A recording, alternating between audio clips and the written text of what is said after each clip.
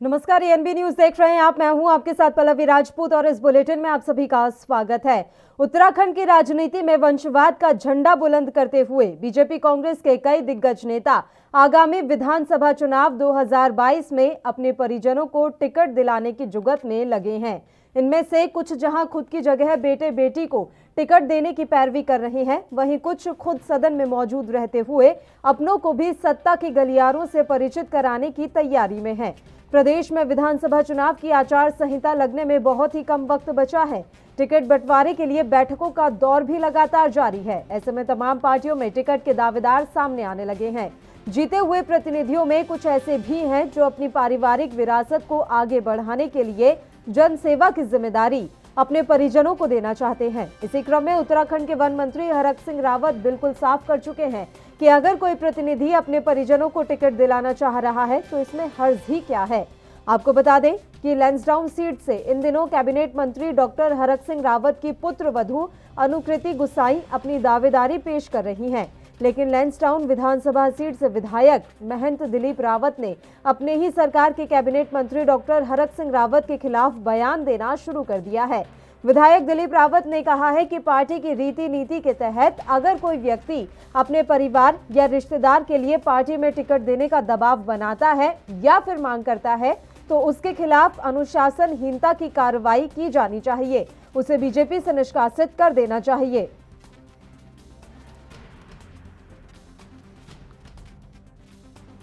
देखो, कोई मैं उत्तराधिकारी के पक्ष में नहीं हूँ कि वो अपना खुद का व्यक्तित्व तो नहीं है उसका। क्या उत्तराधिकारी तब हो कि जब बिल्कुल वो कुछ नहीं हो, कुछ काम नहीं कर रहे हो, तब जो है एक तरह से उस जैसे प्रॉपर्टी होती है कि बाप की बेटे को मिल जाती है, बेटे की पोते को मिल जाती है। तो ये राजनीति में कोई उत्तराधिकारी वो नहीं होना चाहिए। राजनीति में यह है कि अगर उसके अंदर छपता है तो उसको मौका मिलना चाहिए, चाहे वो मेरा परिवार का हो चाहे मेरे परिवार का बाहर का हो। एक गार्जियन होने के नाते आप पैरवी बिल्कुल, मैं तो बिल्कुल नहीं चाहूंगा भाई, जब हम दुनिया के लिए करते हैं तो हम अपने बच्चों के लिए क्यों नहीं करेगा। कौन माँ बाप नहीं चाहेगा उसके बच्चे आगे बढ़े। भाई हर माँ बाप चाहता है कि उसके बच्चे जो है तरक्की करें। तो हम मैं भी निर्दय बाप थोड़ी हूँ, मैं भी चाहता हूँ कि हमारे बच्चे तरक्की करें। देखिए, मैंने पहला आपसे कहना चाहता हूँ कि भारतीय जनता पार्टी में अगर कोई अपने परिवार के लिए टिकट मांगता है तो निश्चित रूप से ये बहुत बड़ी अनुशासनहीनता है और हमारी रीति और नीति के खिलाफ है। कोई भी व्यक्ति अगर ये दबाव हमारी पार्टी पे बनाता है तो निश्चित उसको पार्टी से निकाल। वहीं अब बीजेपी के प्रवक्ता ये कहकर इस पूरे मामले से पल्ला झाड़ रहे हैं कि टिकट की दावेदारी पार्टी में कोई भी कर सकता है और बीजेपी में परिवारवाद जैसी कोई चीज नहीं, यहां योग्य लोगों का सम्मान किया जाता है। वहीं कांग्रेस का कहना है कि बीजेपी में ये परंपरा सदियों से चली आ रही है, कांग्रेस में ऐसा कुछ नहीं है। उधर आम आदमी पार्टी का भी कहना है कि बीजेपी में परिवारवाद कूट कूट कर भरा है और अब बीजेपी में अंतर्कलह हरक और दिलीप के जरिए बाहर आ चुकी है। सुनते हैं परिवारवाद पर क्या कहते हैं नेता। भारतीय जनता पार्टी कार्यकर्ता आधारित पार्टी है और हमारी पार्टी में जो हमारे 5 रुपए का मेंबर है और जो सक्रिय मेंबर है और जो भारतीय जनता पार्टी में जो योगदान देना चाहता है वो निश्चित रूप से लोकतांत्रिक प्रक्रिया है। सभी को टिकट मांगने का अधिकार है, बाकी निर्णय करने का अधिकार हमारे पार्लियामेंट्री बोर्ड पर है। तो सर, परिवारवाद पर तो आप भारतीय जनता पार्टी के अंदर परिवारवाद जैसी कोई चीज है नहीं, लेकिन योग्य लोगों का सम्मान किया जाता है। भारतीय जनता पार्टी का जो 5 रुपए का सदस्य है उसे भी इस लोकतंत्र के पर्व में अपने लिए टिकट की दावेदारी करने का अधिकार है। कोई भी दावेदारी कर सकता है, हर बच्चा कर सकता है, बड़ा कर सकता है, बूढ़ा कर सकता है, माँ बहन कर सकती है, सबको अधिकार है। यही खूबसूरती है लोकतंत्र की और मेरी पार्टी की। दावेदारी करने का अधिकार सबका है, लेकिन पार्टी की कुछ लाइंस हैं, उसमें टिकट देने का अधिकार मेरे राष्ट्रीय नेतृत्व का है। मेरा नेतृत्व जानता है कि पार्टी किस ट्रैक पे चलेगी, कौन क्या कह रहा है। चुनावी वक्त है, मुझे लगता है छोटी छोटी बातें चलती रहती। खुद को पार्टी विद द डिफरेंस कहने वाली भारतीय जनता पार्टी में अब परिवारवाद कूट कूट कर भर गया है। आप लोगों ने देखा भी होगा कि किस तरह से पिछले चुनाव में 2017 में चक्रौता और विकासनगर में पति पत्नी को टिकट दिया गया, या नैनीताल और भाजपुर में पिता पुत्र को टिकट दिया गया। ऐसे और भी 2-3 उदाहरण हैं। परिवारवाद भारतीय जनता पार्टी में बढ़ा। उसके बाद अब मंत्री हरक सिंह रावत अपनी पुत्र वधू के लिए लैंसडाउन से टिकट मांग रहे हैं, तो भारतीय जनता पार्टी के ही विधायक दिलीप रावत ने खुलकर मुखर होकर उनका विरोध कर दिया है। ये स्पष्ट हो गया है कि भारतीय जनता पार्टी की अंतर्कलह आज बाहर आ चुकी है। भारतीय जनता पार्टी में गुटबाजी बढ़ चुकी है। गुटबाज एक दूसरे को काटने के लिए तैयार हैं। भारतीय जनता पार्टी के विधायक लैंसडाउन दिलीप रावत ने तो यहां तक कह दिया कि अगर वो 10 सीटें खुद अपने बल पर जीतने का हिम्मत रखते हैं तो हरक सिंह रावत को अलग पार्टी बना लेना चाहिए। तो स्पष्ट है कि भारतीय जनता पार्टी के अंदर गुटबाजी कूट कूट के भरी हुई है, जो आज उभर कर सामने दिखाई दे रही है और बाहर सड़क पर, सोशल मीडिया पर और न्यूज के माध्यम से जनता के सामने आ चुकी है। और चलिए अब आपको ग्राफिक्स के जरिए बताते हैं कि कहां से किसकी दावेदारी इस समय परिवार में की जा रही है। तो परिवारजनों को टिकट दिलाने की जुगत अनुकृति रावत गुसाई कैबिनेट मंत्री हरक सिंह रावत की पुत्रवधू हैं, जो कि लैंसडाउन से दावेदार हैं। हरक पूर्व में यहां से विधायक रह चुके हैं और अभी दिलीप रावत यहां से विधायक हैं। अमित कपूर पूर्व स्पीकर हरबंस कपूर के बेटे इस बार अपने पिता की सीट देहरादून कैंट से दावेदार पक्के माने जा रहे हैं। इन्हें भी टिकट दिलाने की जुगत है। इसके अलावा अनुपमा रावत पूर्व मुख्यमंत्री हरीश रावत की बेटी अनुपमा इस बार लक्सर से तैयारी कर रही हैं, तो ऐसे में हरीश रावत को भी उम्मीद है कि अनुपमा रावत को टिकट दिया जाए। कनक धने पूर्व मंत्री दिनेश धने अपने बेटे कनक को ऋषिकेश से सियासी मैदान में लॉन्च करने जा रहे हैं, तो कनक धने भी टिकट दावेदारों की लिस्ट में है। विकास भगत भी हैं इस लिस्ट में। बंशीधर भगत इस बार काला ढूंगी से अपनी जगह बेटे को टिकट दिलाने के लिए प्रयासरत हैं, यानी कि वो चाहते हैं कि जनसेवा का जो ये कार्य है अब उनका बेटा आगे बढ़ाए। सुमित हृदयेश स्वर्गीय इंदिरा हृदयेश के निधन से खाली सीट पर उनके बेटे सुमित जो हैं वो दावेदार माने जा रहे हैं। हरीश रावत ने पहले उनके लिए कहा था, हालांकि बाद में उन्होंने अपने बयान से यू टर्न ले लिया।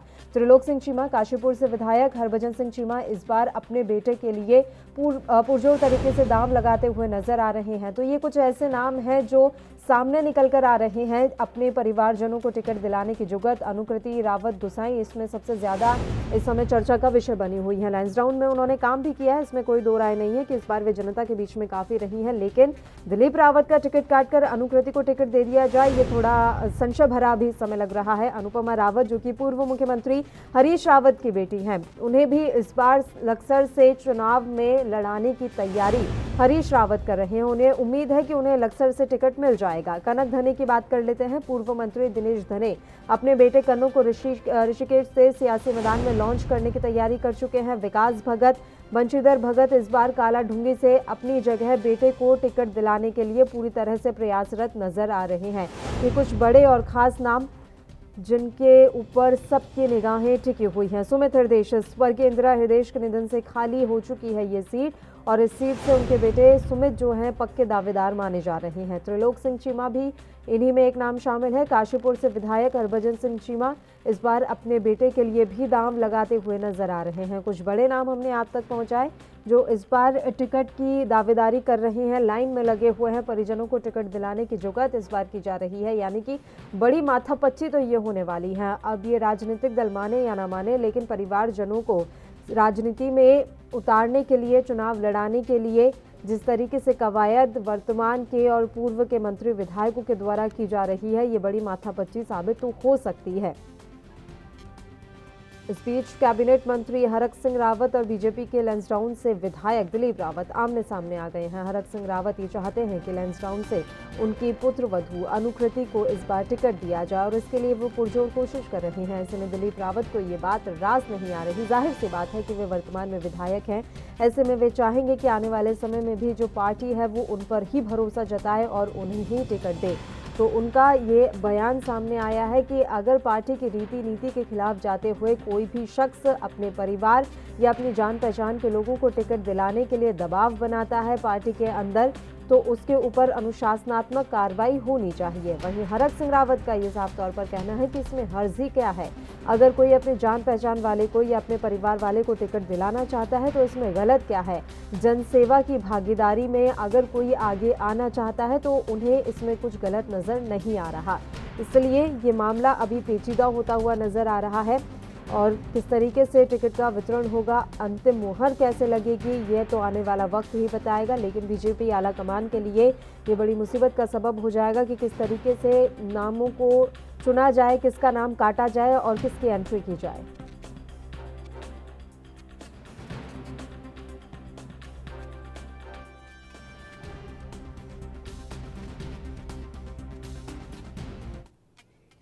और चलिए इस मसले पर अब चर्चा की शुरुआत कर लेते हैं। मेहमान इस समय हमारे साथ जुड़ गए हैं। मेहमानों से हम आपका यहाँ परिचय करवा देते हैं। मोनिका गुप्ता जी इस समय हमारे साथ जुड़ी हुई हैं, भारतीय जनता पार्टी की प्रवक्ता हैं। इनके अलावा आम आदमी पार्टी से अमरेंद्र बिष्ट जी भी इस समय हमारे साथ लाइव जुड़ गए हैं। दोनों ही मेहमानों का स्वागत है ANB न्यूज पर। मोनिका गुप्ता जी, शुरुआत आपके साथ ही कर लेते हैं। दिलीप रावत और हरक सिंह रावत आमने सामने आ गए हैं। टिकट की दावेदारी को लेकर अब खुलकर लड़ाइयां सामने आ रही हैं। मोनिका जी,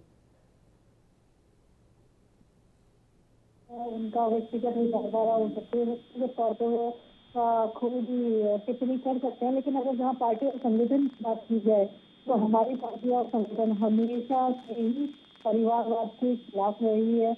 हम चाहते हैं और इवन हम इस दिशा में हमेशा काम करते रहते हैं कि समाज के अंदर जितने भी कार्यकर्ता हमारी पार्टी से जुड़े हुए हैं वो कार्यकर्ता के तौर पे अपने आप को मजबूत करते हैं, साथ में पार्टी उन्हें नेतृत्व की क्षमता भी डेवलप करती है तथा उन्हीं में से जो लोग निकल के आते हैं वही आगे देश के प्रधानमंत्री, CM, इसी तरीके से हमारे यहाँ चयन किया जाता है। परिवारवाद को भारतीय जनता पार्टी सिरे से निकालती है।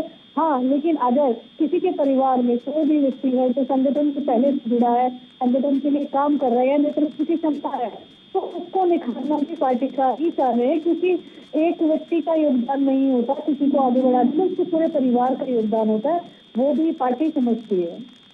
लेकिन अभी मुसीबत तो हो जाएगी ना, अगर आप अनुकृति को टिकट देते हैं तो फिर दिलीप रावत की नाराजगी को कैसे झेलेंगे? क्योंकि ऐसा नहीं है कि वो किसी और पार्टी से विधायक हैं, वो भारतीय जनता पार्टी से विधायक हैं, उन्होंने अपने क्षेत्र में काम भी किया होगा, तो किस तरीके से नाराजगियों को आप दूर कर पाएंगे? देखिए, ये संगठन का निर्णय है, इसमें व्यक्ति विशेष अपनी टिप्पणी कर सकते हैं, लेकिन ये संगठन का निर्णय है। संगठन जिसे जब जहाँ ठीक समझेगा उसको नेतृत्व के लिए आगे बढ़ाएगा। चलिए अमरेंद्र जी, परिवारवाद पर आपका क्या रिएक्शन है और आपको लगता है कि बड़ा आसान होता है टिकट का वितरण? टिकट का वितरण तो बहुत आसान और परिवार और जिम्मेदारी को छोड़ दिया जाए तो टिकट बांटना और बहुत आसान काम है। लेकिन भारतीय जनता पार्टी और कांग्रेस, ये दोनों ही पार्टियां इस देश में परिवारवाद की जलती रही है। परिवारवाद की जो वंशवेल है, इन्होंने पूरे देश में बढ़ा दी। छोटे दल भी हैं, सपा बसपा जैसे दल आते हैं, तो उन सब दलों ने भी उस वंशवेल को बहुत आगे तक बढ़ा दिया है। आप भारतीय जनता पार्टी का आपको सादा उदाहरण दिया कि अनुकृति दिखाई वहां जनता उनसे टिकट मांग रही है, तो आप देखिएगा कि इससे पहले जो वहां पर विधायक है और आप जो परिवारवाद की वहां पर मुखालफत कर रहे हैं दिलीप सिंह रावत जी, वो परिवारवाद के बलबूते पर वो सीट पर आए हैं। उनकी भारत सिंह रावत की लंबे समय तक वहाँ विधायक रहे, पर भारतीय जनता पार्टी ने वहाँ अपने किसी कार्यकर्ता को जगह देने की बजाय, किसी को मौका देने की बजाय जो है भारत सिंह रावत जी के बेटे को वहाँ पर अवसर दिया। और ये तो एक उदाहरण है, आपने स्वयं अपनी रिपोर्ट के बहुत सारे उदाहरण दिए। आपने कांग्रेस और भाजपा और कुछ जो निर्दलीय में भी पूर्व मंत्री जो रहे हैं, जिन्हें धनेजी, तमाम लोगों के आपने उदाहरण दिए कि किस तरह से परिवार की जो वंशवेल है उसको राजनीति में आगे बढ़ाना। तो निश्चित तौर पर ये जो दोनों ही दल है राजनीति इस देश में कर रहे हैं, तो इनकी प्रायोरिटी के कार्यकर्ता कहीं नहीं है। कार्यकर्ता इनकी प्राथमिकता नहीं है। कार्यकर्ता सामान्यतः इनके लिए दरी बिछाने, पोस्टर चिपकाने के लिए है। और ये मुख्य जो पद है, जो जैसे विधायक जैसे पद है, जहाँ पर कोई भी मंत्री रहे होंगे वो अपने बेटों को, अपने रिश्तेदारों को आगे बढ़ाने का काम कर रहे हैं। और भारत की राजनीति का जो भविष्य है उसको चौपट करने में इनका बड़ा रोल है, क्योंकि अब बेटे इनके लायक हो, पत्नियां इनकी लायक हो ना हो। अभी आज उदाहरण देख लीजिएगा, यमुनोत्री में सॉरी गंगोत्री में जो है वहाँ के विधायक जी की डेथ हो गई, तो क्या वहाँ पर कोई उनकी कार्यकर्ता नहीं है? वहाँ पर उनकी पत्नी को जो है वो सरकारी नौकरी उसको चुनाव की तैयारी कराई जा रही है। तो कहीं न कहीं इन परिवारवाद की वंशवेल है, इसके लिए ये दोनों ही राष्ट्रीय दल दोनों ही जिम्मेदार। इस समय हमारे साथ लाइव जुड़ गई हैं कांग्रेस पार्टी की प्रवक्ता प्रतिमा सिंह जी। प्रतिमा जी, स्वागत है आपका। और मैं एक बार मेहमानों से आपका परिचय करवा देती हूँ। मोनिका गुप्ता जी इस समय हमारे साथ बनी हुई हैं, भारतीय जनता पार्टी की प्रवक्ता, और अमरेंद्र बिष्ट जी इस समय हमारे साथ आम आदमी पार्टी के नेता जुड़े हुए हैं। लगातार प्रतिमा सिंह जी, ये परिवारवाद का आरोप आपकी पार्टी झेलती आई है। अब टिकट वितरण को लेकर भी कुछ ऐसा ही नजर आ रहा है। कई नाम आपकी पार्टी से भी ऐसे सामने निकल कर आ रहे हैं जो चाहते हैं कि अब उनकी जो विरासत है वो उनके परिवार वाले संभालें। देखिए, ये जो आप बात बोल रहे हैं इसको दो नजरियों से देखा जा सकता है। पहले तो एक बात ये है कि विरासत संभालने का मतलब ये नहीं है कि मैं भी टिकट का दावेदार हूँ और मेरे बेटे को भी टिकट दे दिया जाए, पहली बात। दूसरी बात, अगर कोई ये कह रहा है कि मेरी विरासत संभालिए, इसका मतलब ये है कि भाई मैं नहीं लड़ना चाहता या मैं नहीं लड़ूंगा, तो इसलिए जाकर के मेरे बेटे या बेटी को टिकट दे दीजिए। ये दोनों बातों में बहुत अंतर है। और दूसरी बात, मैं यहाँ दोनों प्रवक्ताओं की बातें सुन रही थी। ये भारतीय जनता पार्टी का अपना आंतरिक मामला है कि उन्हें हरक सिंह रावत जी की बहू को टिकट देना है या नहीं देना है। कांग्रेस का इसमें कोई लेना देना नहीं है। बट क्योंकि अब आपने इस मुद्दे पे कांग्रेस को भी घसीटने का काम किया है, तो मैं स्पष्ट कर दूं यहाँ पर कि आप बता दीजिए, हमने कभी भी किसी भी हमारे नेता ने या विधायक ने ये कहा हो कि हमारे बेटा या बेटी को आप टिकट दे दीजिए, कि अगर या हमारे किसी प्रभारी ने आकर के ये बोला हो कि अगर कोई अपने बेटा या बेटी के लिए टिकट मांगेगा तो उसे पार्टी से निष्कासित कर दिया जाएगा। तो अपनी अंदरूनी बातें हैं, इन अंदरूनी बातों में आप जिसको भी टिकट दीजिए, जिसे भी निष्कासित कीजिए, ये कांग्रेस पार्टी का इससे लेना देना नहीं है। प्लस दूसरी बात, देखिए, ये कहना बहुत आसान होता है कि वंशवाद की राजनीति जो है कोई एक पार्टी कर रही है, बट क्या अगर एक व्यक्ति जो खुद धरातल पे रह के काम कर रहा है, जनता के बीच में काम कर रहा है, और जनता अगर उसे पसंद कर रही है और वो अगर टिकट की डिमांड कर रहा है, तो इसमें आप उसका क्या दोष है कि अगर वो किसी का पुत्र या पुत्री है। तो ये एक मेरा मानना है कि इस तरीके की बातें अभी तक हमारी पार्टी में उठी नहीं है। तो मैं इसमें कोई ज्यादा कमेंट नहीं करूंगी, सिर्फ इतना ही बोलूंगी कि भारतीय जनता पार्टी का आंतरिक मामला है, वो जिसे टिकट देना चाहे दे और जिसे चाहे देना चाहे ना दे। और रही बात कांग्रेस की, अभी मैं आम आदमी पार्टी के प्रवक्ता बैठे उनकी सुन रही थी, बड़ी बड़ी बातें वंशवाद की और दरी बिछाने की और ये सब कर रहे थे। हमारे पास कार्यकर्ता भी हैं और नेता भी हैं। दिक्कत ये है कि आम आदमी पार्टी में कार्यकर्ता है ही नहीं, आपके पास तो सिर्फ नेता ही नेता है। और अभी आप ना 3 में आए ना 13 में, उसके बाद भी उत्तराखंड में जिस तरीके से आपके अध्यक्ष ने इस्तीफा दे दिया गुटबाजी के नाम पर, ये बड़ा शर्मनाक है। तो आप समझिए, अभी आपके पास जमीन नहीं है और आपकी ये स्थिति है। अगर आपके पास जमीन हो जाएगी तो आपकी क्या स्थिति होगी। तो कांग्रेस की बात ना करें। कांग्रेस पूरे देश की सबसे पुरानी पार्टी है। हमारे पास एक मजबूत संगठन है और हमें अपने कार्यकर्ताओं पे भरोसा है। कार्यकर्ता जिसके पीछे खड़ा होगा, टिकट उसे दिया जाएगा। वैसे प्रतिमा जी, इसमें कांग्रेस को घसीटा नहीं गया है। आ रही हूँ मैं मोनिका जी, मुझे बस 1 मिनट का समय दे दीजिए। आपके यहाँ से भी इस तरह की बातें आ रही हैं और हरक सिंह रावत ने कोई खुलकर बयान नहीं दिया है कि वो चाहते हैं कि अनुकृति को दे ही दिया जाए टिकट। हरीश रावत भी अपने ही बेटे के लिए चाह रहे हैं। सुमित हृदयेश को लेकर तो हरीश रावत ने पहले कहा कि उनकी विरासत वही आगे बढ़ाएंगे, उसके 2 दिन बाद वो अपने बयान से ही यू टर्न ले लेते हैं। तो ये चीजें भी तो हुई है ना। मेरी विरासत आगे बढ़ाएंगे। उन्होंने ये नहीं कहा कि ये टिकट इनको मिलना ही मिलना है। और यहाँ आपने कभी देखा कि हरीश रावत जी ने 3 टिकट की डिमांड करी हो, 2 टिकट की डिमांड करी हो? कभी देखा आपने इस बात को? नहीं। तो देखिए, एक हमारे जब हम लॉ पढ़ते हैं उसमें एक बात होती है कि एक आइडिया जो है वो पेटेंट नहीं किया जा सकता। तो इसीलिए व्यक्ति अपने मन में क्या सोच रहा है इसका अनुमान लगा के हम उस पर कोई भी अगर मेरे ख्याल से कॉमेंट करें तो वो सही नहीं होगा। जब किसी व्यक्ति के मन की बात, दिल की बात सामने आएगी, उस पर जवाब और सवाल किए जा सकते हैं। मन में मैं क्या सोच रही हूँ, इस पे कोई ना सवाल कर सकता है ना जवाब कर सकता है। बताइए मोनिका जी।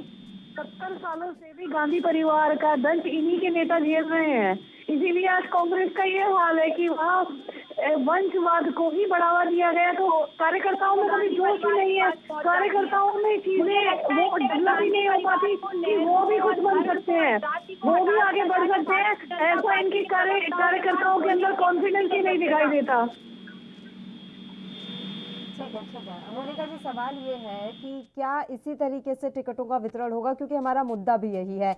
और ये बात तो साफ तौर पर देखिए, प्रतिमा जी कह रही है कि हमारी पार्टी में ऐसा कुछ है ही नहीं, हमारी पार्टी में कोई ऐसा नहीं चाहता। हमारी पार्टी सिरे से इस परिवारवाद को निकारती है। हमारी पार्टी इसका सपोर्ट नहीं करती। अमरेंद्र जी। मैं कई नाम गिना जी। यहाँ कानून डेवलप किए जाते हैं। दूंगी, मैं कई नाम गिना दूंगी जिनमें बेटा बाप के बाद बेटे को टिकट दे- दिया गया है, फादर के बाद बेटी को टिकट दिया गया है। अगर आप वो कहें- उसके परिवार में उस लोगों की अपनी क्षमताओं को देखते हुए दिया गया है। तो परिवारवाद उनके होता है, एक को दे दिया, दो को नहीं दिया, इसका मतलब नहीं है। परिवारवाद का शायद से मतलब भारतीय जनता पार्टी की प्रवक्ता देखिए, आप ही की बात को बड़ी कर रही हूँ प्रतिभा जी, यहाँ आप ही की बात को बड़ी कर रही हूँ मैं।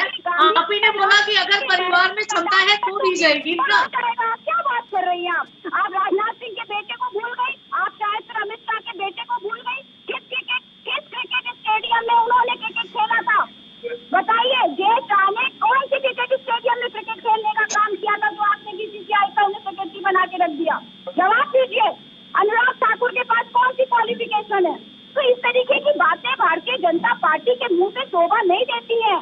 आप इतिहास में, क्योंकि आपका कोई नाम दर्ज नहीं है, इसलिए आपको लगता है कि शायद गांधी का नाम लेकर प्रतिभा जी इसी पार्टी का प्रधानमंत्री जो है, ठीक है, वो एक कार्यकर्ता से डेवलप होके प्राइम मिनिस्टर बना। इसी पार्टी के नरेंद्र मोदी जी जो है वो सबसे बड़े उदाहरण है। और हमारे गृह मंत्री अमित शाह जी इस बात का उदाहरण है कि बूथ अध्यक्ष से वो पार्टी अध्यक्ष तक का संबंध तय किए हैं।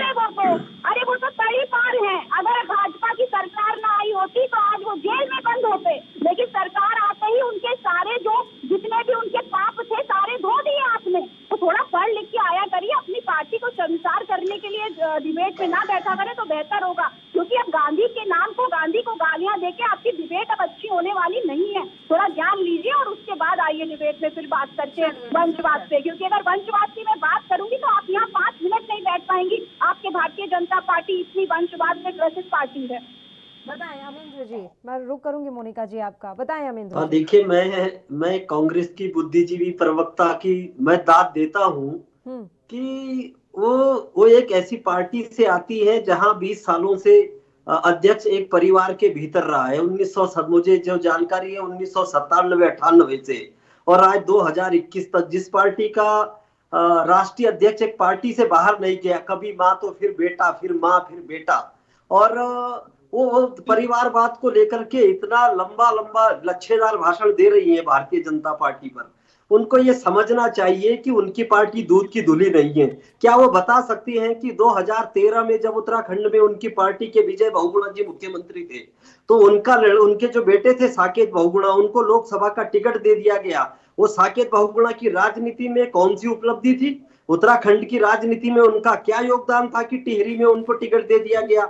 मैं बहुत सारे आपकी पार्टी के प्रदेश के अध्यक्ष थे, ये यशपाल आर्य थे, उनके लड़के को फिर भारतीय जनता पार्टी में दोनों को टिकट दे दिया गया।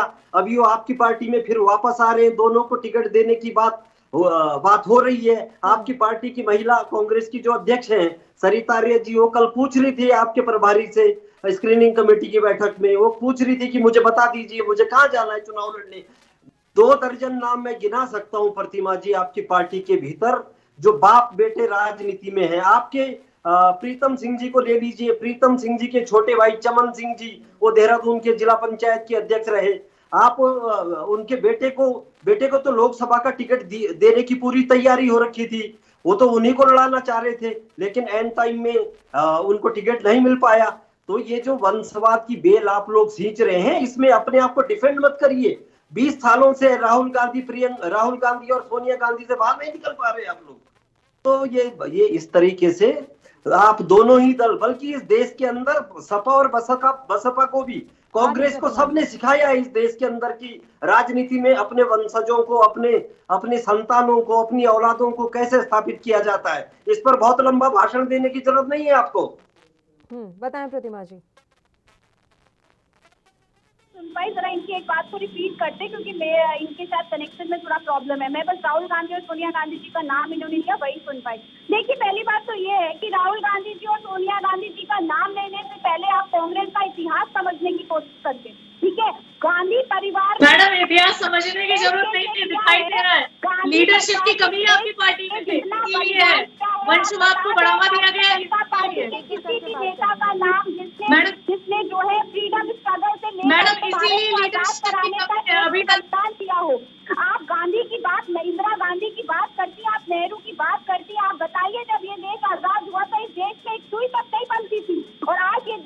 क्षेत्र में आत्मनिर्भर है। क्या आपके लिए भी 2014 में भारत आजाद हुआ है? भारत 2014 देखिए प्रतिभा जी पहले आपको गांधी का अर्थ समझना होगा। आपको और मोदी जी का इसमें कोई लेना देना नहीं है। मुझे लगता है कि अगर मोदी जी और अमित शाह जी होते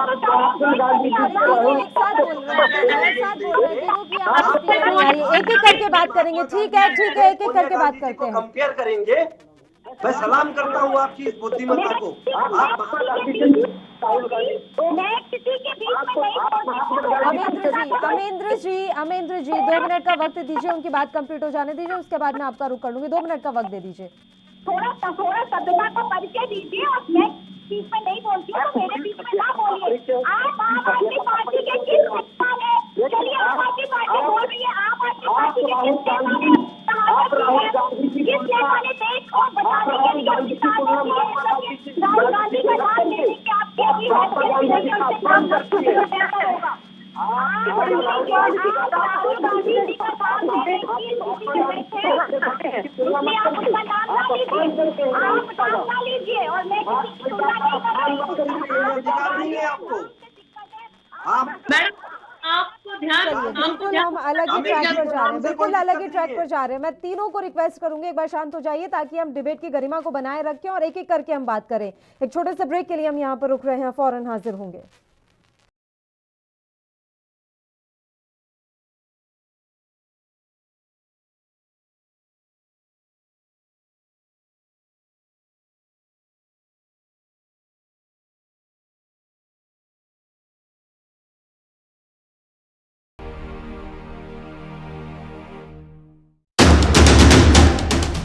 राष्ट्र धर्म रात 8 बजे सिर्फ ANB न्यूज पर। भारत माता की, हमारे देश के वीर जवानों की जय हिंद। हमारे देश के महान सेनानियों और सैनिकों के अमर बलिदान और उनके समर्पण को प्रणाम करते हुए मुख्यमंत्री पुष्कर सिंह धामी जी ने इनके सम्मान में महत्वपूर्ण निर्णय लिए हैं। उत्तराखंड से द्वितीय विश्व युद्ध की वीरांगना एवं वेटरन की पेंशन को 8,000 रूपए से बढ़ाकर अब प्रतिमाह 10,000 रूपए कर दिया गया है। सैनिकों और पूर्व सैनिकों के बच्चों के लिए छात्रावास, हरिद्वार में स्वतंत्रता संग्राम सेनानी सदन का निर्माण, शहीद हुए सैनिक और अर्धसैनिक बलों के आश्रितों की अनुदान राशि 10 लाख से 15 लाख रुपए करने जैसी महत्वपूर्ण घोषणाएं हमारे वीर सैनिकों और उनके परिवारों के लिए उत्तराखंड सरकार का समर्पित प्रयास है। सैनिकों के संग हैं हम, उत्तराखंड है हम।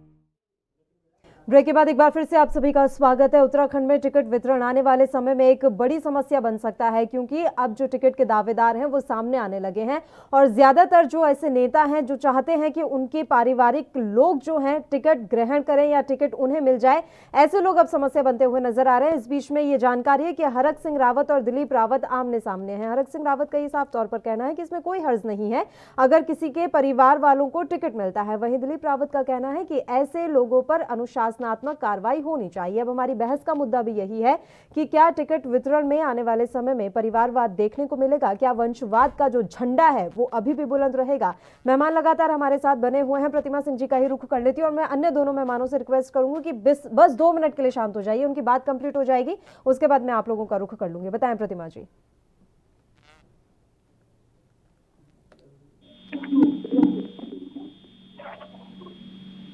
आवाज मिल रही है आपको प्रतिमा जी? प्रतिमा जी तक आवाज नहीं पहुंच पा रही है। अमेंद्र जी आप बताएं।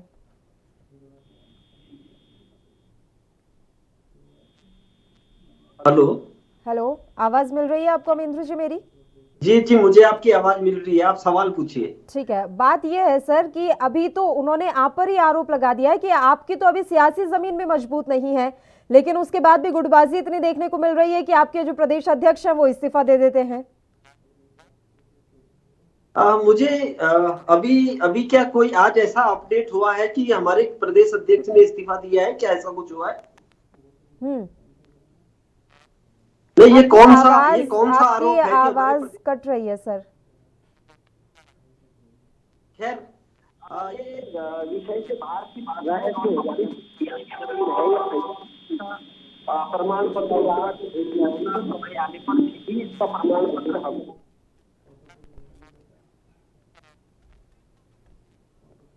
एक बार फिर से तमाम मेहमानों का फोन पैच करवा लेते हैं, नेटवर्क इशू की वजह से आवाज क्लियर नहीं आ रही है मेहमानों की। तो हम आपको ये जानकारी दे रहे हैं कि किस तरीके से परिवारजनों को टिकट दिलाने की इस समय जुगत जो है उत्तराखंड में की जा रही है और ये आने वाले समय में एक बड़ी समस्या भी बन सकती है।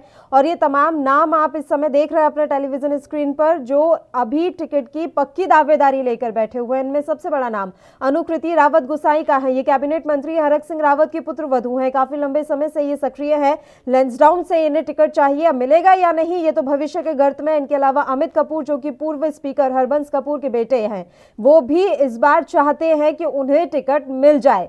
मिलेगा या नहीं आने वाला वक्त बताएगा। अनुपमा रावत भी उन्हीं में से एक नाम है। पूर्व मुख्यमंत्री हरीश रावत की बेटी हैं अनुपमा रावत, वो लक्सर विधानसभा सीट से अपने लिए टिकट की उम्मीदवारी इस समय कर रही हैं। कनक धने, पूर्व मंत्री दिनेश धने अपने बेटे कनक को ऋषिकेश से सियासी मैदान में लॉन्च करने की तैयारी कर रहे हैं।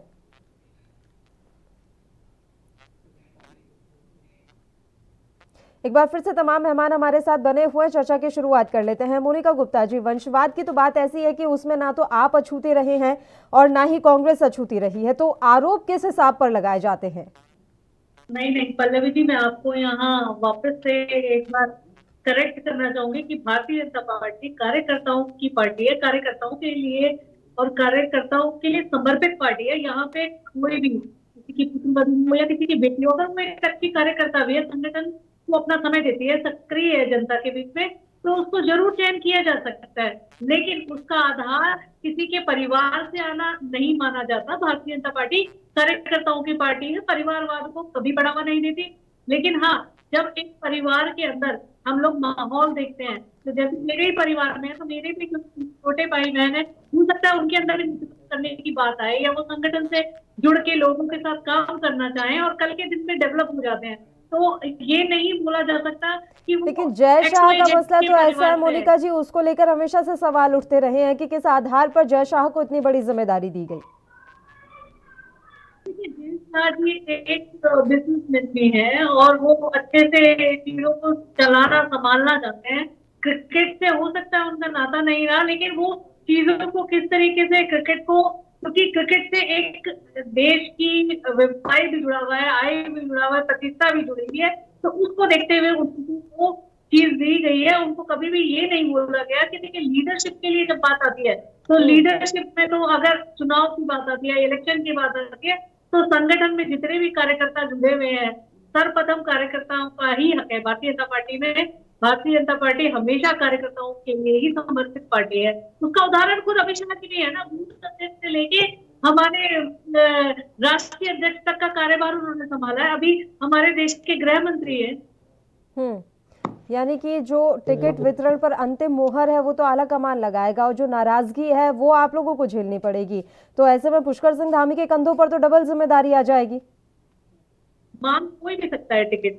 अगर किसी के परिवार से कोई चाहता आगे आना तो मोस्ट वेलकम है, वो अपना पराक्रम दिखाए आके और संगठन को अगर समझ में लगता है कि भाई उसके पराक्रम की संगठन को जरूरत है, नेतृत्व दिया जा सकता है, तो बिल्कुल दिया जाएगा। बताएं अमेंद्र जी, आपको आवाज मिल रही है मेरी? हाँ जी मिल रही है। बताइए सर, गुटबाजी से परे कैसे आप अपनी सियासी रोटियां सेकेंगे उत्तराखंड में? आगे आने वाले समय में क्या रणनीति रहेगी और आप किस आधार पर टिकट का वितरण करेंगे? अब पहली बात मैं मोनिका जी की बात पर आता हूँ। उन्होंने कहा कि भारतीय जनता पार्टी कार्यकर्ताओं की पार्टी है, वहाँ कार्यकर्ताओं को टिकट में प्राथमिकता दी जाती है। तो सबसे पहले मैं ये जानना चाह रहा हूँ कि हरक सिंह रावत जी, सुबोध उनियाल जी और ऐसे ऐसे 11 लोग वहां पर आ गए थे। वो कौन से भारतीय जनता पार्टी के कार्यकर्ता रहे? वो तो कांग्रेस के कार्यकर्ता थे और कांग्रेस से निकल करके वो लोग वहां पर आए और उनको टिकट दे दिया गया। ऐसे बहुत सारे परिवार की जब बात चल रही है तो विकासनगर के विधायक मुन्ना सिंह चौहान जी को टिकट दे दिया गया, उनकी पत्नी को टिकट दे दिया गया। बहुत सारे नाम हैं। तो कहीं ना कहीं हम किसी भी दल के लिए काम करें, मैं आम आदमी पार्टी में हूँ, आप भारतीय जनता पार्टी में, और मैडम नाराज होकर के शो छोड़कर चले गई, तो कहीं भी हम काम करें, लेकिन हमको कार्यकर्ता की इस पीड़ा को समझना चाहिए कि परिवारवाद आज भी पार्टियों के अंदर है और उससे बचने की जरूरत है। दूसरी बात, आपने जो कहा कि हमारी पार्टी किस रूप में टिकट देगी, हमारी पार्टी में टिकट बांटने का सीधा तरीका है और हमारी पार्टी उस पर काम कर भी रही है।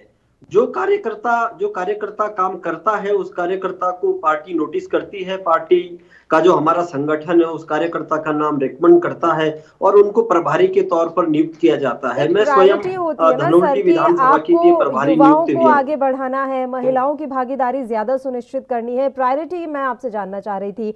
या फिर हमारा उत्तराखंड पूरा सैन्य बाहुल्य क्षेत्र है, तो ऐसे में जो सैनिक सम्मान के लिए आप ऐसे लोगों को चुनेंगे जो सैनिक परिवार से ताल्लुक रखते हो? देखिए, हमारी पार्टी में टिकट को लेकर के CCC का फॉर्मूला है। सबसे पहले उस फॉर्मूले पर हमको खरा उतरना होता है। पहली बात उसमें CCC में ये है कि आपको करप्ट नहीं होना चाहिए, आपको कम्युनल नहीं होना चाहिए और आपको CCC का पालन करना है। यदि आप पर भ्रष्टाचार का कोई आरोप नहीं है, आप पर कोई आपराधिक मुकदमा दर्ज नहीं है, आप पर कोई धार्मिक मुकदमा दर्ज नहीं है, तो निश्चित तौर पर आप टिकट की श्रेणी में आते हैं। दूसरी बात, हमारी पार्टी ने तय किया है कि 70 में से 60 टिकट उत्तराखंड के में युवाओं को देंगे जिनकी उम्र 55 साल से नीचे होगी। सिर्फ 10 से 15 टिकट ऐसे होंगे जो 55 साल से ऊपर के लोगों को दिए जाएंगे और हमारी पार्टी उस पर काम कर रही है। मैं भी उनमें एक हूं, तो उस पर काम हो रहा है और बिल्कुल जो नियम है, जो फॉर्मूला है, उसके तहत ही टिकट दिए जा रहे हैं। आपके लिए भी मैं ये सवाल रखूंगी मोनिका जी कि आप लोगों के यहाँ टिकट वितरण के लिए क्या फॉर्मूला अपनाया जा रहा है और किस तरीके से आप महिलाओं युवाओं की भागीदारी ज्यादा सुनिश्चित करना चाहते हैं? जी बिल्कुल, देखिए हमारी पार्टी में युवा महिला सभी के अंदर एक नेतृत्व की क्षमता तो पार्टी दिखती है। जो भी कैंडिडेट अच्छे निकल के आएंगे और आगे आना चाहेंगे और समाज में नेतृत्व करने की अगर क्षमता होगी तो उन्हें पार्टी हर विधानसभा पे जरूर सुनेगी और मौका जरूर देगी। बाकी कभी आपने जो बात बोली सैनिक सम्मान के बारे में, अन्य पार्टियां मैं यही कहूंगी कि भारतीय जनता पार्टी की कॉपी करती हैं। देखिए, हमारे जनरल खंडूरी जी जो हमारे सीएम रह चुके हैं, हमारे कैंडिडेट तो पहले से थे, खुद एक सैनिक रहे हैं और देश की सेवा की है उन्होंने। उत्तराखंड के अंदर 12% जो वोटर है वो सैनिक वोटर है। अन्य पार्टियां इसको देखते हुए लुभाने का प्रयास कर रही है, उन लोगों को सिर्फ छलित कर रही हैं। मैं ये कहूंगी कि बस उसको देखते हुए वो हमारी आइडियोलॉजी को, हमारी विचारधारा को, हमारे काम करने के तरीके को, संगठन को कॉपी कर रहे हैं लोग। कॉपी तो ठीक है, लेकिन एक बड़ी बात भी तो अमेंद्र जी ने यहाँ पर कही कि जो पिछली बार कांग्रेस से आए थे आपके यहाँ पर, उन्हें किस हिसाब से फिर आप लोगों ने किसी को मंत्री बनाया, किसी को टिकट दी? वो कौन से कांग्रेस कार्यकर्ता थे भारतीय जनता पार्टी के? मैं सिर्फ इतना कहना चाहूंगी आपके प्रवक्ता जी को कि इनकी पार्टी के पास तो नेता ही नहीं है, नेता क्या कार्यकर्ताओं का आधार भी नहीं है। तो ये खुद ये काम कर रहे हैं कि भाई दूसरी पार्टियों से जो लोग आ रहे हैं वो इनके साथ जुड़ रहे होंगे, लेकिन हमारी पार्टी में जो लोग आए वो स्वेच्छा से आए हैं, उन्होंने हमारी विचारधारा को एक्सेप्ट किया है और कोई भी अपनी विचारधारा कभी भी बदल सकता है। हो सकता है उन्हें लगा हो कि कांग्रेस के साथ कितने समय उन्होंने दिया वो व्यर्थ ही रहा है और भारतीय जनता पार्टी में उन्होंने अच्छा कार्यकाल निभाया। चलिए, प्रतिमा सिंह जी आवाज मिल रही है आपको? मोनिका जी, मुझे बड़ी हास्यास्पद लग रही है ये बात है। अब इनको दोनों को शांत करा लीजिए क्योंकि मैं किसी के बीच में बोलती नहीं हूँ। तो एक स्वच्छ और अमेंद्र जी एक बार उनकी बात कंप्लीट हो जाने दीजिए, उसके बाद मैं रुक करती हूँ आपका। देखिए, भारतीय जनता पार्टी के प्रवक्ता की मैं बात सुन रही थी, बड़ी हास्यास्पद है ये बात क्योंकि आप समझिए कि कांग्रेस युक्त इनका पूरा मंत्रिमंडल है और जो जो हमारे नेता कांग्रेस से गए थे उनको सबको इन्होंने टिकट दिया, सबने जीता और सबको जीतने के बाद इन्होंने मंत्री भी बना दिया। इनके मंत्रिमंडल में आर्या जी जो अभी घर वापसी जिन्होंने की है उनको हटा दूं तो ये बताएं कि कौन कितने भाजपाई हैं इनके मंत्रिमंडल में और कितने कांग्रेसी हैं। तो ये बातें वो पार्टी करे जो पार्टी अपने जो कार्यकर्ता है उसको सम्मान देती हो तो अच्छी लगती है।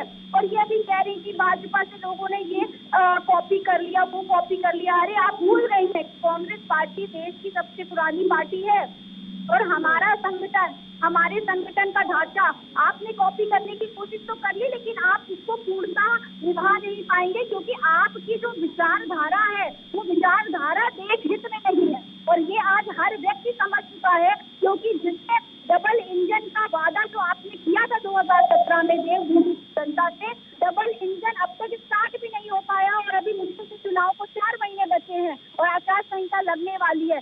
आज के वक्त अगर आप अपने दृष्टि पत्र का 5% भी धरातल पर उतार के नहीं ला पाए हैं तो बड़ी शर्मनाक बात है और आपको तो ये बोलना ही नहीं चाहिए क्योंकि 2022 जो आने वाला है वो परिवर्तन लेके आएगा और देश की प्रदेश की जो हमारी जनता है वो अपना मन बना चुकी है। आप देखिए किस तरीके से कांग्रेस की परिवर्तन यात्रा हो या गांव-गांव कार्यक्रम हो उसमें कांग्रेस जनों के साथ साथ जिस तरीके से आम जनमानस ने बढ़ चढ़ कर हिस्सा लिया ये स्पष्ट रूप से दर्शाता है कि देवभूमि की जो जनता है वो भाजपा के कार्य से खुश नहीं है। उनकी जो जनता विरोधी जो नीतियां उन्होंने 4.5 सालों में अपनाई है उनको वो समझ चुकी है। भारतीय जनता पार्टी की नीति और नियत को समझ चुकी है और अपना मन बना चुकी है। और 2022 में आज आप जितने भी वादे कर लें झूठे, चुनाव से पहले आप जितने भी घोषणा वीर बनने की कोशिश कर ले, देवभूमि की जनता ने जो कष्ट झेला है कोरोना काल में, जो भ्रष्टाचार झेला है आपके कार्यकाल में वो भूलने वाली नहीं है। और 2022 में आपके इन्हीं सारे जुमलों का, इन्हीं सारे झूठ का जवाब देने को तैयार है। और एक बात और बताओ कि आप कह रहे हैं कि इनकी पार्टी से जो आए उन्होंने हमारी विचारधारा अपनाई, ये किया। तो भाई अगर विचारधारा आपकी अपना ली थी तो ऐसा क्या आपने 4.5 सालों में कर दिया कि वो इतना घुटन महसूस कर रहे थे कि उन्हें वापस घर वापसी के लिए तड़प रहे थे और घर वापसी कर ली उन्होंने में। और तो और 4.5 सालों में आपके खुद के मुख्यमंत्री और आपके मंत्रिमंडल के बीच का एक भी सामंजस्य नहीं था। इसी का परिणाम है कि आपको प्रचंड बहुमत के बावजूद भी 3 मुख्यमंत्री बदलने का काम करना पड़ा। तो मुझे प्रतिमा जी घुटन और अंतरात्मा की आवाज का तो पता नहीं, लेकिन हरीश रावत का बयान जरूर उन्होंने सुना था जिसमें वो कह रहे थे कि मैं चाहता हूं कि उत्तराखंड में भी एक दलित मुख्यमंत्री बने। वो सुन के पता नहीं, हो सकता है वो आ गए हो शायद। नहीं तो इससे प्रॉब्लम क्या है, एक बात बताइए ना। अगर एक सिंपल सी बात है, भारतीय जनता पार्टी महिला विरोधी है, भारतीय जनता पार्टी दलित विरोधी है, भारतीय जनता पार्टी युवा विरोधी है और मैं कहूंगी भारतीय जनता पार्टी देश विरोधी भी है क्योंकि दलितों पे जितने अत्याचार भारतीय जनता पार्टी की सरकार में बढ़े हैं, आप आंकड़े निकाल के देख लीजिए, उतने किसी भी सरकार में नहीं बढ़े हैं। तो अगर हमारी पार्टी जो कि हमेशा सोशल जो जस्टिस होता है, सामाजिक न्याय पे भरोसा रखती है और हम ही एक ऐसी पार्टी है जो सामाजिक न्याय कर सकते हैं, दबे कुचले वर्गों को उठाकर ऊपर लेके क्या आप नेशनल टेलीविजन पर ये आज घोषणा कर रही हैं कि उत्तराखंड में आने वाला चुनाव यशपाल आर्य के नेतृत्व में कांग्रेस लड़ेगी? क्या आप ये कहने के लिए तैयार हैं? बता दूं, सुनिए आप मेरी बात, मैं कोई घोषणा कर रही हूँ। कल हमारे यहाँ जो है स्क्रीनिंग कमेटी की बैठक थी, उस बैठक में भी ये सवाल उठा था कि क्या किसके नेतृत्व में चुनाव लड़ा जाएगा। हमारे जो स्क्रीनिंग कमेटी के अध्यक्ष अविनाश पांडे जी ने स्पष्ट रूप से ये बता दिया था कि कांग्रेस का हमेशा से इतिहास है कि हम संयुक्त रूप से चुनाव लड़ेंगे और हम संयुक्त रूप से भी चुनाव लड़ेंगे और संयुक्त रूप से चुनाव लड़के 2022 का जो रण है उससे पता हासिल करेंगे। बिल्कुल। और हर जो नेता है हमारा, हरीश रावत जी हो, नेता प्रतिपक्ष प्रीतम सिंह जी हो, अध्यक्ष गणेश गुडियाल जी हो, आपके उप नेता प्रतिपक्ष करण महाराज जी हो, जो हमारे सारे कार्यकारिणी अध्यक्ष जो है चारों, सबकी महत्वपूर्ण भूमिका रहेगी और सबको एक साथ सम्मान मिलेगा और सबके नेतृत्व में पार्टी चुनाव लड़ने का काम करेगी। उसके बाद रण को विजय प्राप्ति के बाद हम तय करेंगे, हाईकमान तय करेगा कि किसके सर पे शेरा बांटा जाएगा। बताएं अमेंद्र जी।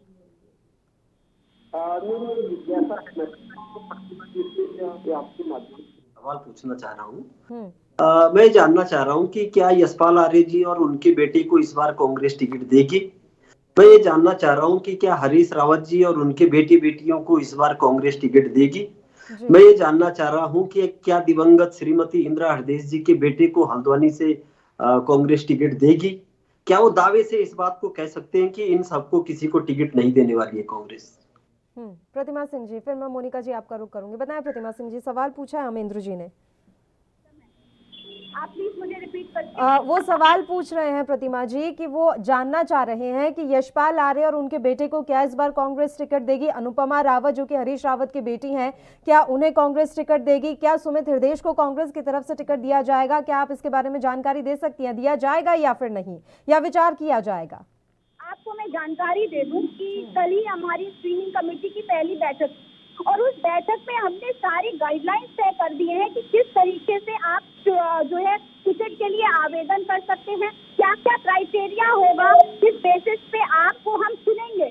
क्या एक दावेदार जो कैंडिडेट, एक विधानसभा से कई दावेदार हो सकते हैं, लेकिन उसमें से दो बजा के देखा जाएगा कि कौन सा ऐसा कैंडिडेट होगा जो हमें विधानसभा की तरफ एक सीट दिलाने का कार्य करेगा और उसको टिकट दिया जाएगा।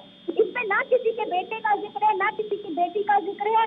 हर व्यक्ति जो ये सोचता है कि उसके क्षेत्र में काम किया है और वो टिकट का दावेदार है, वो पार्टी को एक सीट जिता सकता है, उसका आवेदन स्वागत होगा। डिस्ट्रिक्ट लेवल से स्टेट लेवल जाएगा, स्टेट से फिर हाई कमान तय करेगी स्क्रीनिंग कमेटी और हमारे मेंबर्स के साथ बैठ करके किसको टिकट दिया जाएगा। इसमें एक आइडेंटिफाई नहीं किया हमने कॉन्सिक्वेंसी, जैसे कि हरीश सिंह रावत जी ने आइडेंटिफाई कर ली है कि मेरी ये होगी और मेरी बहू तो होगी। ऐसे कोई यहाँ पे आइडेंटिफिकेशन कांग्रेस पार्टी में नहीं चलता है। कांग्रेस पार्टी में हर कार्यकर्ता को समान अधिकार है आवेदन देने का टिकट के लिए।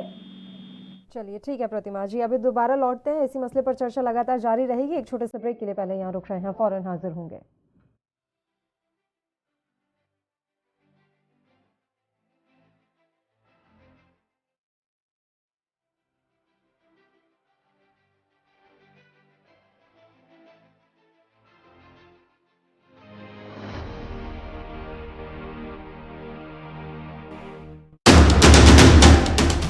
राष्ट्र धर्म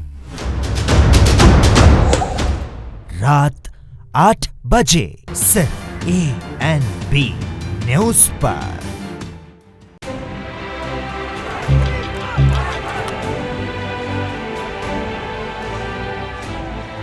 हिक ठोक खड़े रहे जुल्म अगे, हिक दे जोर ते जोती जमीन असी वाली हड़ां पंजालियां दे,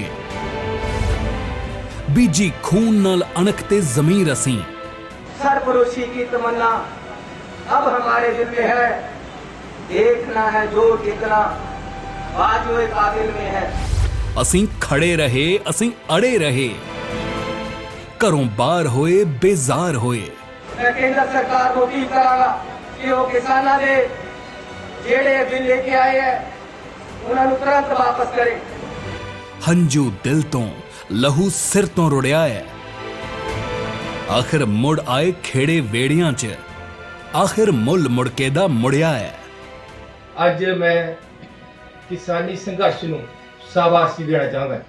लोकतंत्र दे विच लोकतंत्र दी जिੱਤ होई है, लोकां दी जिੱਤ होई है, किसानी संघर्ष दी जिੱਤ होई है, संयुक्त मोर्चे दी जिੱਤ होई है, खेत मजदूर दी जिੱਤ होई है, देश दे हर नागरिक दी जिੱਤ होई है। केंद्र सरकार वालों 3 काले कानून वापस लए जाण दा फैसला लैण लई किसान वीरां दे कीते गए संघर्ष नूं पंजाब सरकार वालों दिलों सलाम।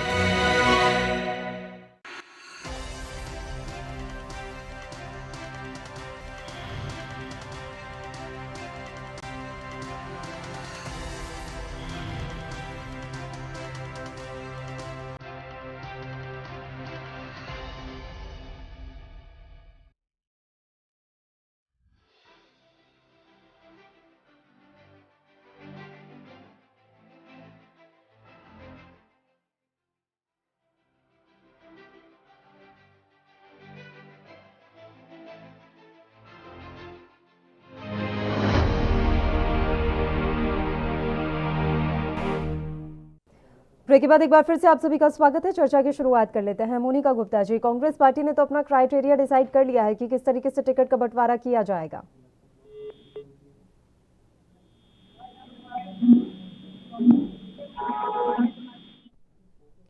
मोनिका जी तक आवाज नहीं पहुंच पा रही। अमेंद्र जी, उम्मीद करती हूं कि आपको आपके सवाल का जवाब मिल गया होगा।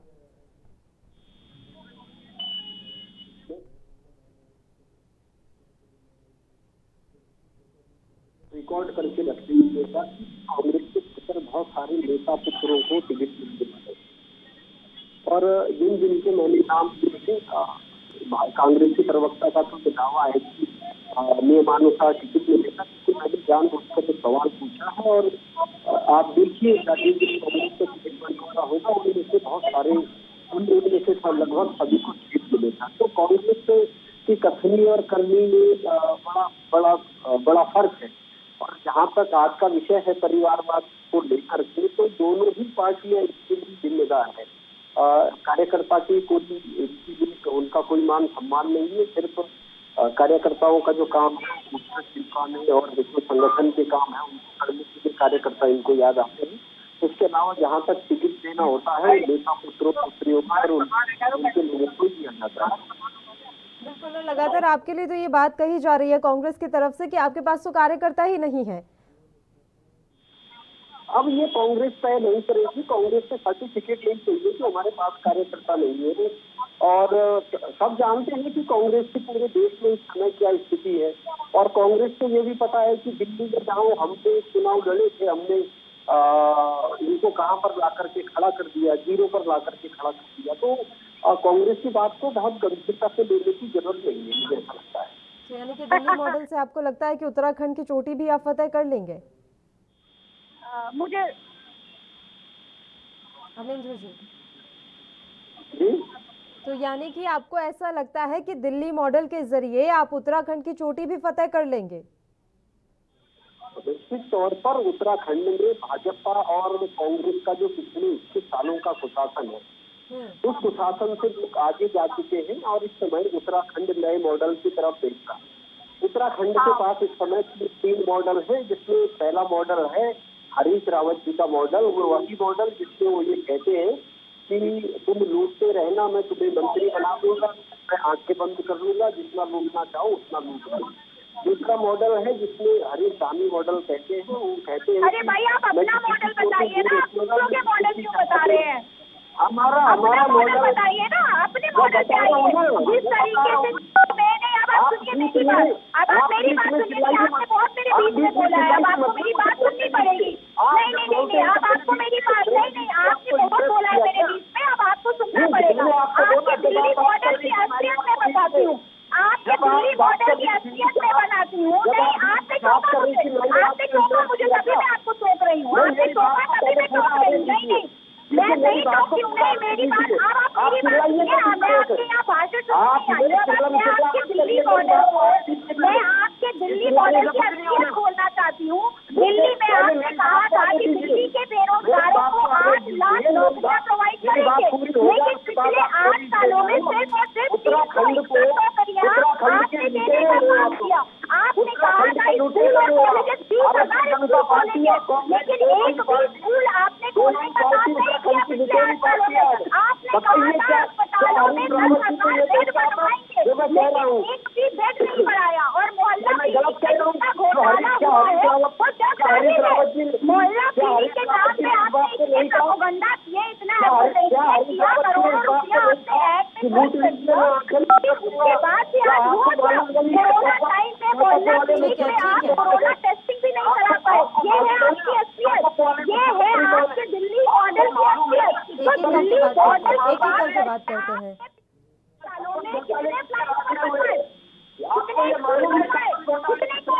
लेकिन हकीकत तो ये है ना प्रतिमा जी कि दो बार पूर्ण बहुमत के साथ आई है आम आदमी पार्टी दिल्ली में, तो क्यों उस दिल्ली मॉडल का जिक्र ना करे आम आदमी पार्टी? जवाब देने की आपकी बात नहीं है, क्योंकि आप जितनी बातें करते हैं हर दिन, हर हफ्ते में हर दिन आप सुप्रीम कोर्ट से लताड़ खाते हैं। आपने ऐड कर करके ये कह दिया कि पराली से प्रदूषण होता है, पराली से प्रदूषण होता है, ये करना चाहिए, वो करना चाहिए। सुप्रीम कोर्ट ने आपको लताड़ लगाई। सुप्रीम कोर्ट ने कहा कि ऐड करने से करोड़ों रुपए ऐड में खर्च करने से प्रदूषण बंद नहीं होता है, आपको काम करना चाहिए, लेकिन आप नहीं करेंगे। आप दिल्ली मॉडल, आपका दिल्ली लीजिए, उत्तराखंड की भूमि में आपको एक आप है नील बटे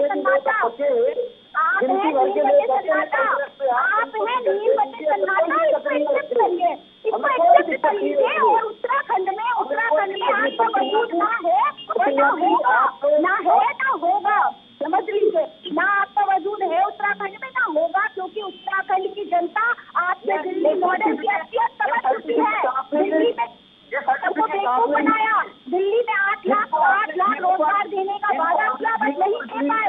दिल्ली में अच्छी स्कूलों की बात करें, सिर्फ और सिर्फ शीला दीक्षित के विकास को लेकर के उसका ताज अपने सर पे पहन के आप घूम रहे हैं। अब वो नहीं होगा, जनता सब समझ चुकी है, जनता सब समझ चुकी है और आपको दिखाएगी आपकी असलियत। इंतजार करिए, इंतजार करिए, आप उनकी दिल्ली की असलियत हम लेके आएंगे, हम लेके आएंगे जनता के सामने आपकी दिल्ली की असलियत। दिल्ली की असलियत क्या है? यहाँ तक ठीक है। वैसे भी डिबेट का समय खत्म हो रहा है। मैं आप दोनों को ये अब शांत रहने के लिए कहूंगी। शुक्रिया तमाम चर्चा करने के लिए आप हमारे साथ जुड़े। तो आपको बता दें कि टिकट बंटवारे को लेकर एक बार फिर से माथापच्ची होने की पूरी जो आशंका है वो साफ तौर पर उत्तराखंड में नजर आ रही है। आने वाला वक्त बताएगा कि अपनी पारिवारिक विरासत को बढ़ाने की जो नेता, मंत्री, विधायक इच्छा रखते हैं, उनकी ये इच्छा कितनी पूर्ण हो पाती है। इसी के साथ इस बुलेटिन में इतना ही। मुझे दीजिए इजाजत। देश और प्रदेश की तमाम ताज़ा खबरों के लिए आप देखते रहिए ANB न्यूज़। नमस्कार।